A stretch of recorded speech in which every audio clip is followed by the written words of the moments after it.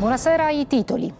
A Catania azzerato gruppo di giovani leve della malavita vicino al clan Cappello Bonaccorsi che gestiva il traffico di droga e di armi in città.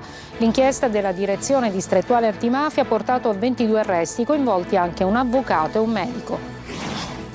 A Palermo un giovane dipendente di un pub in piazza Sant'Anna, nel cuore della Movida, pestato dal branco durante il festino di Santa Rosalia. 7 giovani lo hanno colpito con pugni e bottiglie rotte. La vittima, finita in ospedale, ha denunciato. L'anticiclone subtropicale anche in Sicilia porterà temperature fino a 44 gradi nelle zone interne. Allerta della Protezione Civile per l'ondata di calore e per gli incendi. Ad Agrigento una soluzione a metà per l'emergenza idrica a Maddalusa. Dal vertice in prefettura arriva il via libera dell'acqua solo per i soggetti fragili e per 3 mesi. Nessuna apertura per i residenti irregolari. Nella scuola privata ad Agrigento la Guardia di Finanza scopre 131 docenti in nero e 435.000 euro di contributi non versati. A Palermo si è concluso il festino di Santa Rosalia. In 400.000 hanno assistito alla sfilata del carro e allo spettacolo finale dei fuochi d'artificio. Calciomercato prosegue il rinnovamento in casa Catania, ufficiale la risoluzione del contratto con Marco Biaggianti e il prolungamento fino a giugno del 2028 con il difensore centrale Allegretto.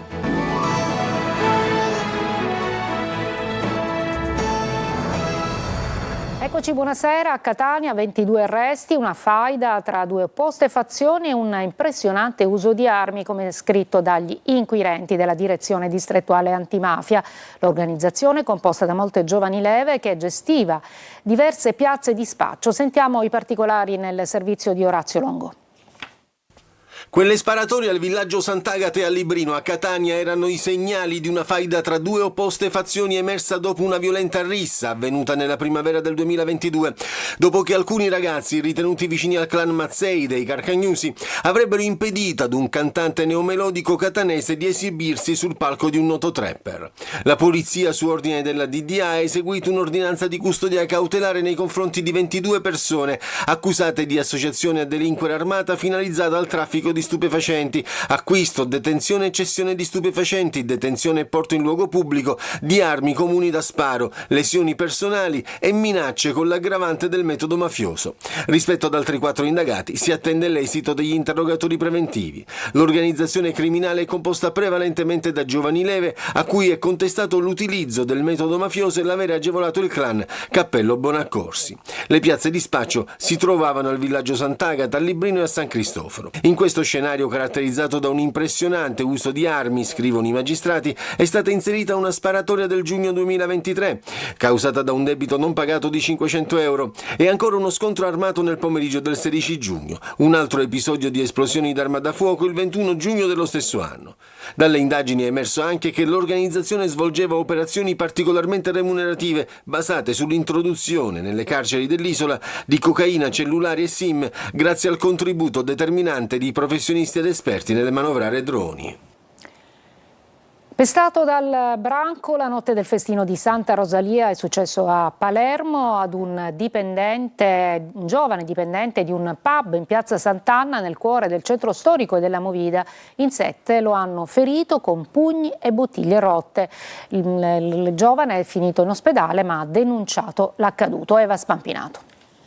Neanche la notte del festino di Santa Rosalia riesce a fermare la violenza a Palermo. Mentre migliaia di persone affollavano il centro storico per i festeggiamenti della Santuzza, un dipendente di un pub di piazza Sant'Anna è stato brutalmente aggredito da un gruppo di 7 persone. Il giovane Ossam aveva appena finito di lavorare e stava aspettando il suo panino quando è stato colpito dal branco con pugni e bottiglie.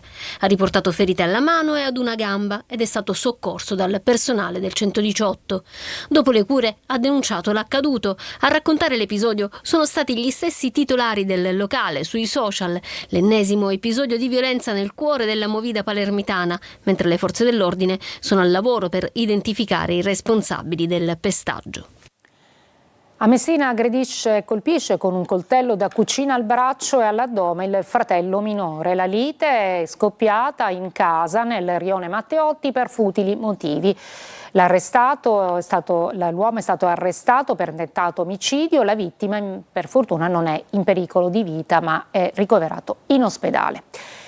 Nella morsa del caldo, l'anticiclone subtropicale algerino avanza in fiamma la Sicilia, alle prese con l'emergenza anche degli incendi. Da domani bollino rosso per il caldo su Palermo, già oggi in arancione, termometro in costante risalita fino a domenica. Tonino De Mana.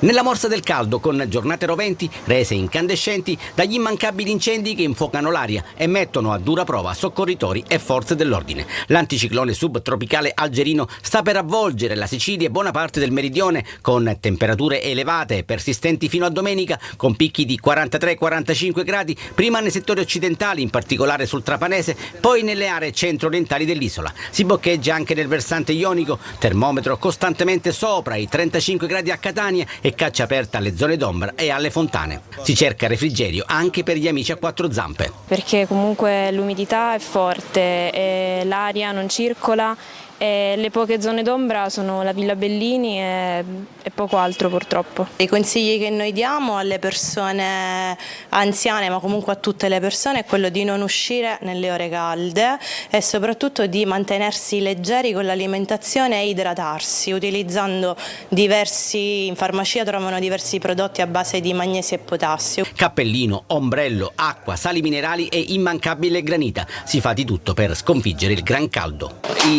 I gusti che vanno per la maggiore? Allora, la mandorla e il Jazzy, che sono i più richiesti qui a Catania.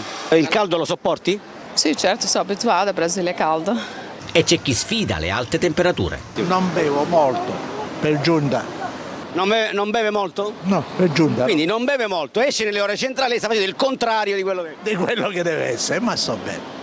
Domani la calura si intensificherà su Sicilia, Sardegna e Calabria, con bollino rosso, massimo livello di allerta su Palermo, già oggi in arancione. E poi ci sono gli incendi, favoriti dall'elevata quantità di vegetazione incolta e secca. Per l'emergenza roghi, da oggi allerta rossa nelle province di Palermo, Messina e Ragusa. Andiamo ad Agrigento per una soluzione solo a metà per l'emergenza di Maddalusa, il quartiere che da mesi è senza acqua. Dal vertice in prefettura arriva il via libera, l'acqua esclusivamente per i soggetti fragili e per 3 mesi. Per centinaia invece di residenti regolari resta lo stop ai rifornimenti. Davide Sardo. Vertice decisivo in prefettura ad Agrigento, ma per centinaia di famiglie di Maddalusa il futuro resta senza certezze.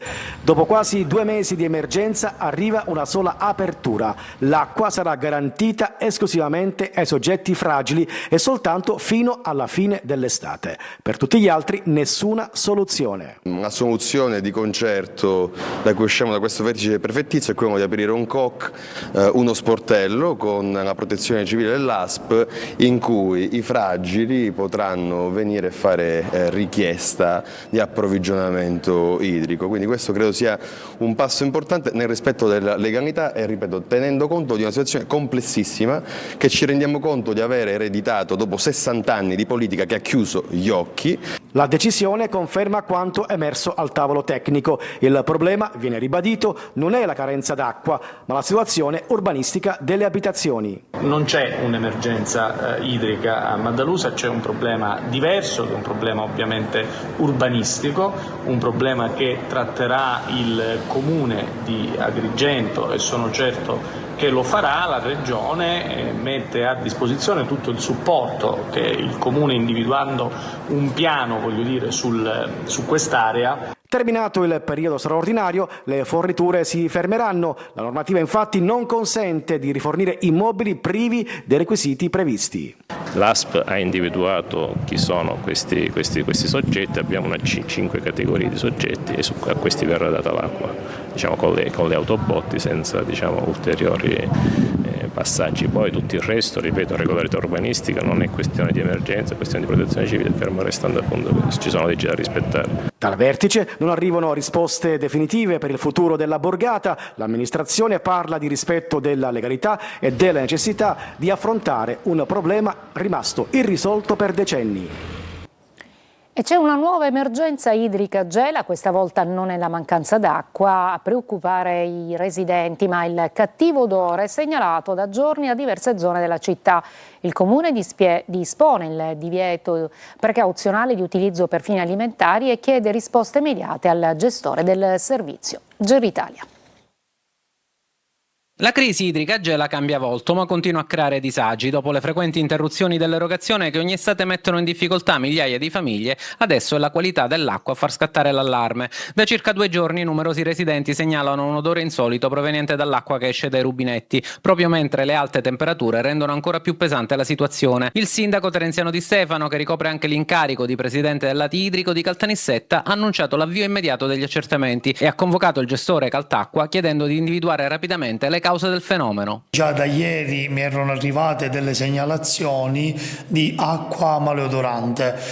Stamattina ho convocato la dirigenza di Caltacqua, abbiamo appena completato la riunione, hanno fatto dei prelievi in tutti i vari punti di campionamento e a breve avremo la risposta di laboratorio. In attesa dei risultati, il Comune ha comunque disposto a titolo precauzionale di non utilizzare l'acqua della rete per bere, cucinare o lavare alimenti. Resta invece consentito l'impiego per usi igienici e sanitari. L'amministrazione comunale assicura un monitoraggio costante della vicenda e promette di aggiornare la popolazione non appena saranno disponibili gli esiti degli esami. Un nuovo episodio che riporta al centro dell'attenzione le criticità del servizio idrico in città e alimenta le richieste di chiarezza da parte dei cittadini.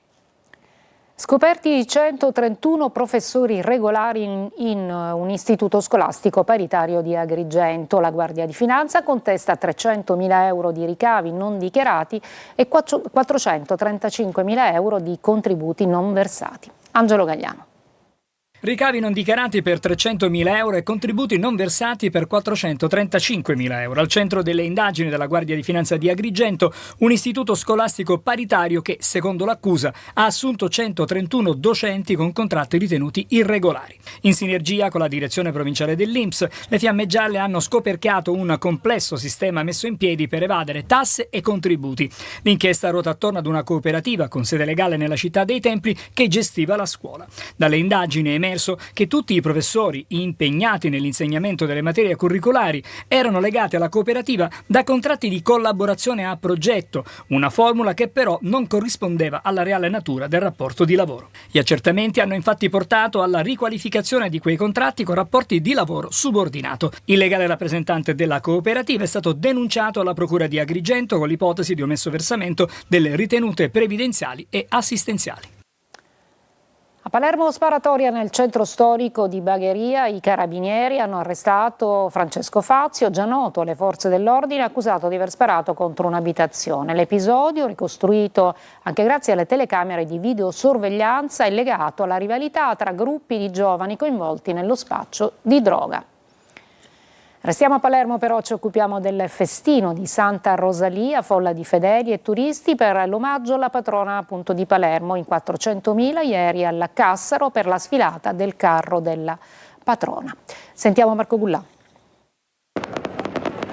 I fuochi d'artificio hanno chiuso la notte del 402esimo festino di Santa Rosalia. La festa per la patrona di Palermo ha chiamato a raccolta centinaia di migliaia di persone. La stima è di 400.000 tra fedeli e turisti. Un grande spettacolo per la sfilata del carro, iniziato a Palazzo dei Normanni con il videomapping. La statua di Santa Rosalia, Vergine Normanna, è apparsa avvolta da 300 farfalle luminose, eretta su un biocarro concepito come un giardino botanico del Mediterraneo. Tra le mani della Santa una croce realizzata con il legno delle barche dei migranti e un ramo d'ulivo. Un festino che arriva in un momento delicato per la città, tra violenza e intimidazioni mafiose. Santa Rosalia, liberaci dalla mafia, lo striscione di Addio Pizzo, poi il messaggio dell'arcivescovo Corrado Lorefice. Amore più grande e pace. Torniamoci intanto a queste due parole da Rosalia. Un amore più grande e la pace. Un amore più grande e la pace. Poi il percorso fino ai Quattro Canti, sul carro anche la madre di Alessia La Rosa, la bambina tifosa rosanero morta di cancro il 12 maggio scorso. Il sindaco Roberto Lagalla lancia il tradizionale Viva Palermo Santa Rosalia.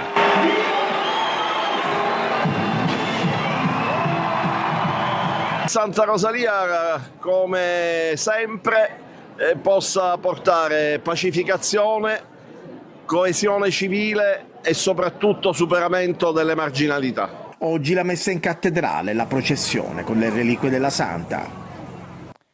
Il Senato ha approvato il disegno di legge Liberi di scegliere per proteggere minori e giovani sotto 25 anni, figli di famiglie mafiose e quei genitori che vogliono allontanarsi dal contesto della criminalità organizzata.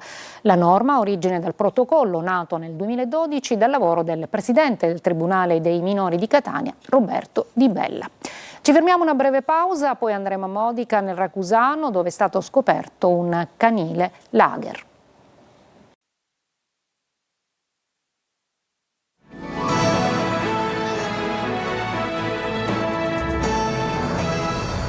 Sequestrata a Modica nel Ragusano dal nucleo zoofilo di Stop Animal Crimes Italia, 13 cani custoditi tra degrado e maltrattamenti all'interno di un'azienda del settore edile.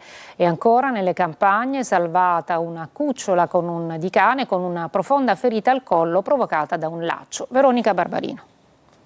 Vivevano in recinti fatiscenti, tra escrementi e urine, scarsa disponibilità di acqua e alimentati con pane secco e ammuffito. 13 cani, tra cui 8 cuccioli, erano custoditi all'interno di un'azienda del settore edile a Modica. Il nucleo zoofilo di Stop Animal Crimes Italia ha eseguito il sequestro degli animali e il tribunale ne ha disposto l'affidamento al sindaco. Per il titolare della struttura invece, un uomo di 41 anni, è scattata la contestazione dei reati di maltrattamento di animali e detenzione incompatibile con la loro natura.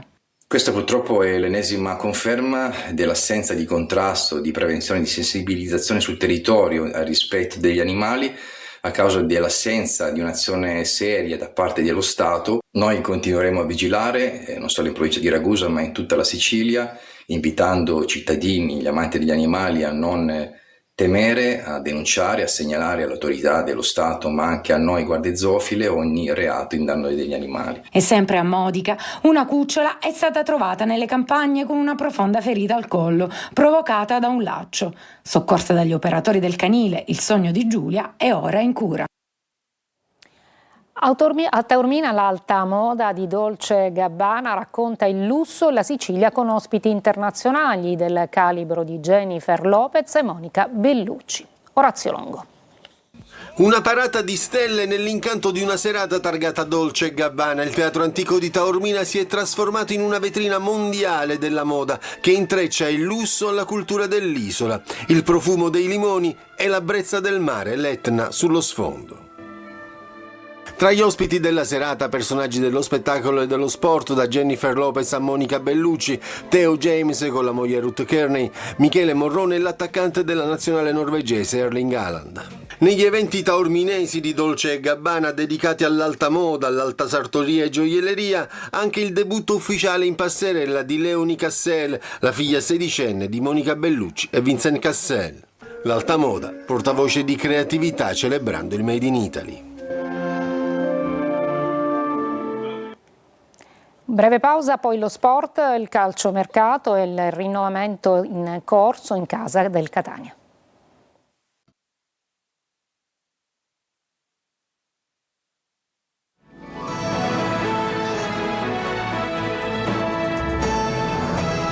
Eccoci al calcio, si chiude con il risultato di 8-0 la prima amichevole del Palermo nel ritiro precampionato in Val Gardena. Per i rosa in rete Johansen, poi Ampalo, le due Ron, Anghileri, Vasic e Ranocchia, oltre che a un autogol. Veniamo al Catania dove prosegue il rinnovamento, la dirigenza, infatti rossa-azzurra, ha annunciato la risoluzione del contratto con Marco Biagianti, allenatore dell'Under 19, e il prolungamento fino a giugno del 2028 con il difensore centrale Allegretto. Angelo Gagliano. Marco Biagianti e il Catania si separano. È ufficiale la risoluzione del contratto tra l'ex capitano di tante battaglie, allenatore dell'Under 19 rossazzurra, con il club del presidente Pelligra.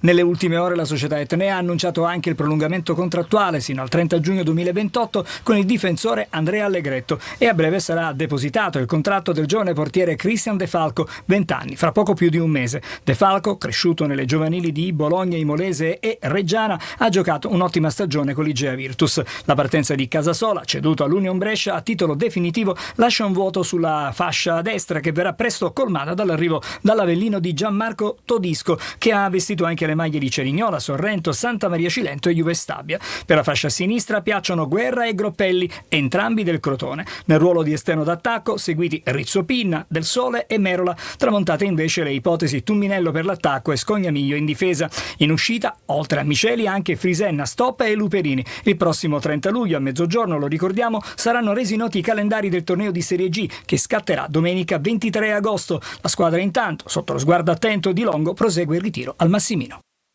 È tutto, grazie per l'ascolto e buona serata.